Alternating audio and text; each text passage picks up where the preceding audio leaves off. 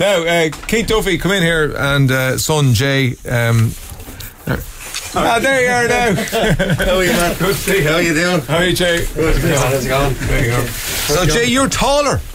Yes, okay. Yeah. What height are you, Jay? I've actually no idea. You've no idea? No Just stand idea. up back to back there to your dad there. Jay Duffy, age 16, Keith, age... Taller. Yeah, good bit. Like you're about 6'2". Yeah. Must be. I've actually never measured myself. You've never measured yourself? No. Listen, he might be taller than his outfit, but he'll never be bigger than him. I was just thinking we're going to see a different side of Keith Duffy today because he's in the company of his son. He's worse than me. Right? So you both of your messers. Yeah, stop. Where's the car? If you look out your window, you'll see it right on the car beside all the other cars that are clamped. So I imagine mine would be when I go outside the door. Well, thanks for coming in. And it's mainly about you, Jay, because you're starring in Romeo and Juliet. I am. In Corporate Opera House. Yes, yeah, it's very exciting. Is this your first stage role?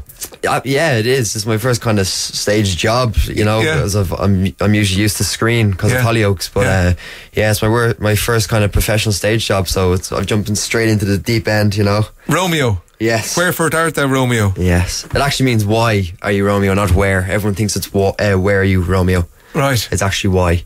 I did Romeo and Juliet. It was on the Intercert at the time, which is now the Junior Cert, which is soon to be no cert at all. So I know I look to like if looking liking leap. Is that from it? I look to like if looking liking move. Yeah. Move, leap. Yeah. Who says that? That's Juliet? That's said by Aisling. Yeah, Juliet. Yes. So she's saying it about you.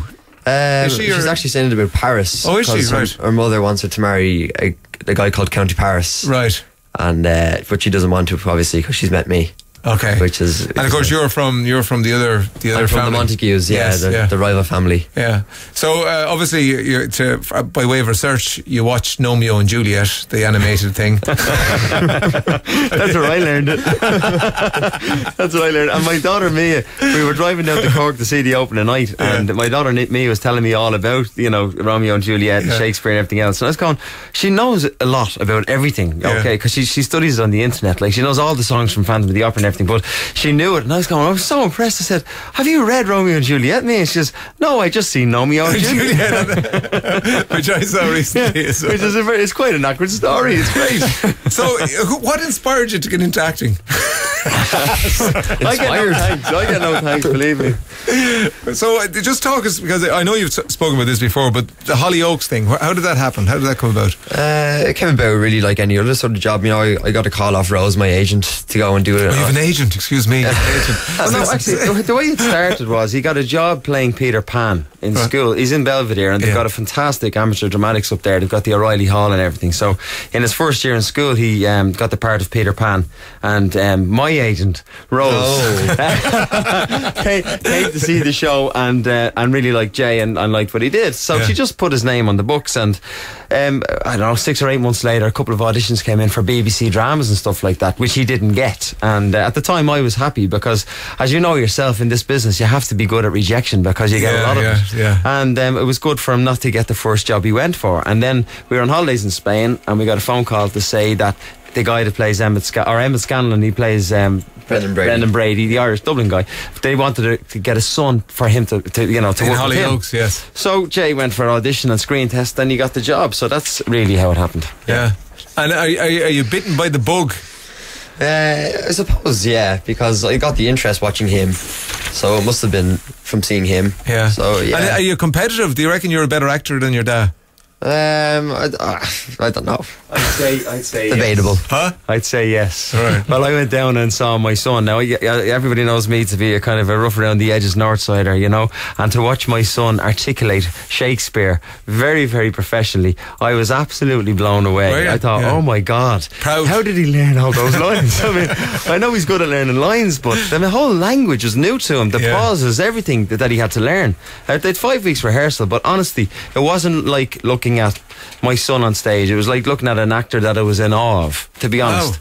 You know, It's very nice of him. Yes, very yes. He said that to you before. No, but you like when I watch a movie with other Irish actors in it or whatever, you're always looking at what they're doing and you're kind of thinking to yourself, you know, could I do it better or would I do it differently or whatever? And you know, I was feeling that watching him on stage, and I was kind of going, would I do it better? And going, I don't think so. So there is. I really Your don't dad's think competitive. so. You may not be.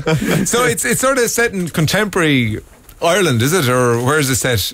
The play itself, Yeah. it's in its own kind of world. I think it's not set in a certain. For the costumes are modern, are they? Yeah, it's kind of sort of like Baz Luhrmann's version of the movie. Leonardo DiCaprio, you know, with kind of Montagues are kind of Hawaiian shirts, and the Capulets are kind of Mad Men style suits. Okay, so, yeah, it's pretty cool, like, you know. And I believe a lot of teenage girls have arrived to see you. Yeah, there's been a few lovely people there that I've got to meet. Yeah. He rang me, he said, Dad, it was like a One Direction concert. No, you see, we had a matinee on, and I'm not used to any of these things, you know, on stage, and apparently the matinees are always mental because it's full of school kids. And so there was it's full of school kids. It's full of you. Yeah.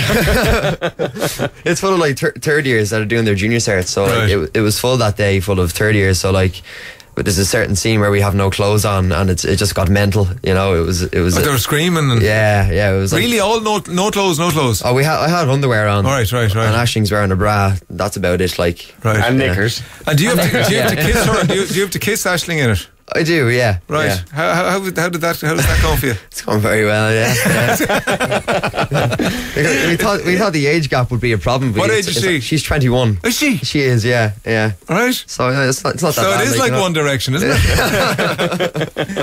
Listen, I tell you what, we're going to do a little bit of a, you know, this isn't fair, but a little competition, right? A little competition. Isn't fair for him or for me? Father versus son. All right. Okay. Now, put on your have you got headphones there? Put on your headphones there. Yeah. I'm going to play this one more time, right? Have a listen to this. This is the new ad for Chanel number 5, okay? It's not a journey. Every journey ends, but we go on. The world turns and we turn with it. Plans disappear. Dreams take over. But wherever I go, there you are. My luck, my fate, my fortune. Chanel number 5. Inevitable. Right? That's pretty deep, isn't it? Okay.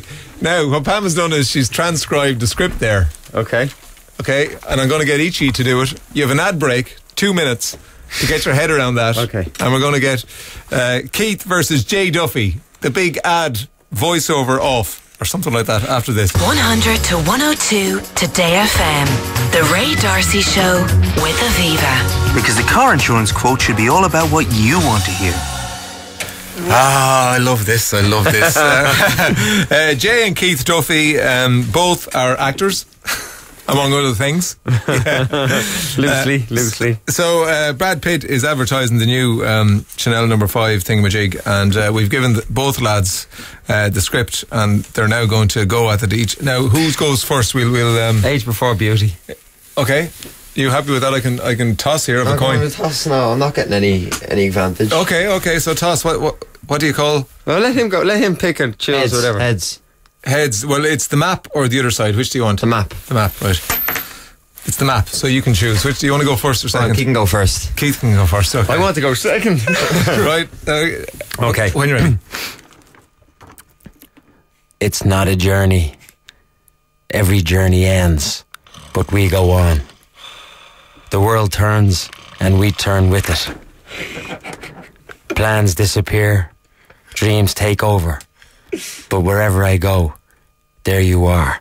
My luck, my fate, my fortune.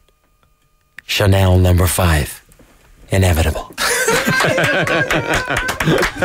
Sorry. That wasn't fair now. No, he was snoring. Yeah, he was snoring in the middle of it. I'll allow you one snore. Right, okay.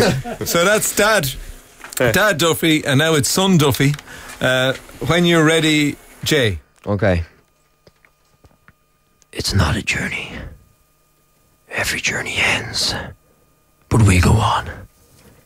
The world turns, and we turn with it. Plans disappear. Dreams take over. But wherever I go, there you are. My luck, my fate, My fortune. Chanel number 5. Inevitable. He does a good whisper. He made it his own. You made it your own. I don't know. Will I He don't went know. from a whistle, but then his voice, because it's only breaking, it sounds like a whistle in it, didn't it? Okay. How do we know who wins, right? Yeah, well, I'd have to. You'd have to Tweet the winner. tweet the winner. Okay. I think it's like apples and oranges. There, both of you did it completely differently. He just read it. I acted it. Yeah, no, in fairness, he I got learned into it off. character with that. He went into his own there, you know.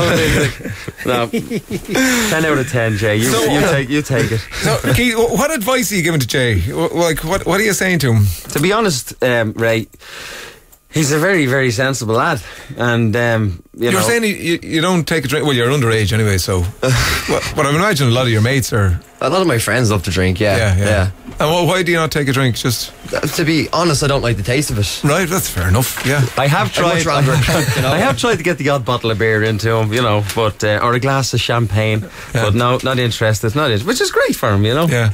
So very sensible lad. So you don't think he needs your advice? It's not that. I mean, if he wants anything, he'll come to me, no problem.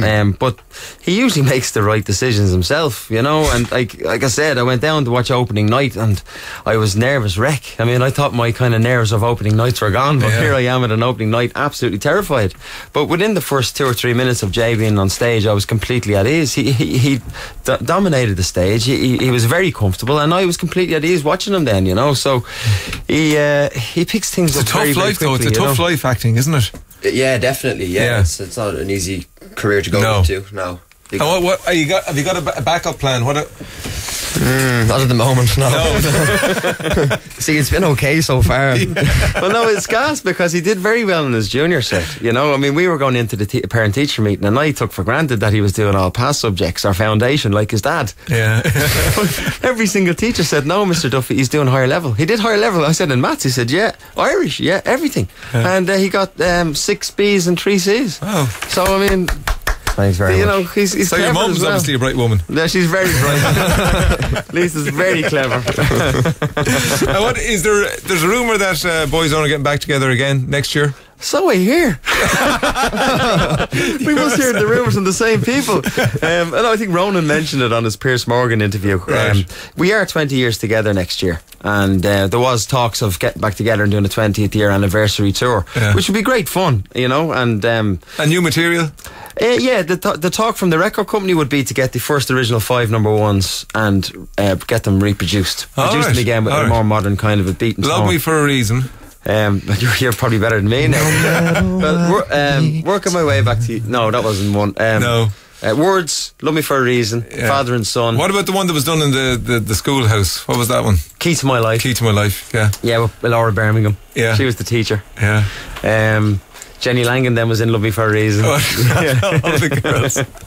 So re-recording all of those. Yeah, we're re-recording them and then getting 5 new tracks. Right, so and that'll make it kind of an anniversary album out with a bit of a new kind of twist to it. And then if there's anybody out there that even wants to see us, we might think about doing a show or two, So it all remains to be seen. Son Duffy sounded like a scene from Taken, very funny, and Baby Duffy gets my vote. Baby Duffy. Keith sounds very sexy. I'd buy Chanel off him, says Lisa, and that could be your wife. Panic over, thanks to Jay, I know I'm alive and definitely straight. That's Jackie, she thought because Brad Pitt did nothing for her, she thought she mightn't have been straight. Oh, right. So now well, actually, Brad Pitt does it all for me. I think I'm gay. Is it that you'd like to be him or be with him? Maybe either or, Ray. I'm not fussy. Well, listen, you better go before you get clamped downstairs. So Cork Opera House, it's Romeo and Juliet, and it's on till the 20th of October. Yes. Starring Jay Duffy in the role of Romeo. And Keith is hosting the Childline Cheerios concert with Glenda Gilson on November 24th, and as always a huge lineup there, and tickets available at ticketmaster.ie. I was a bit disappointed about that, Ray, very, very quickly. Last year, I presented it every year until Nicky Byrne took over, and then I was just asked to leave. Right. This year I was asked to do it again, and obviously I'm delighted to do it again because Nicky's off dancing somewhere. Right. But basically last year it sold out in 4 minutes. Right. This year I came on board and it sold out in 6 minutes, so I apologise to everybody. Well, that's not too bad, is it? Jay, good luck.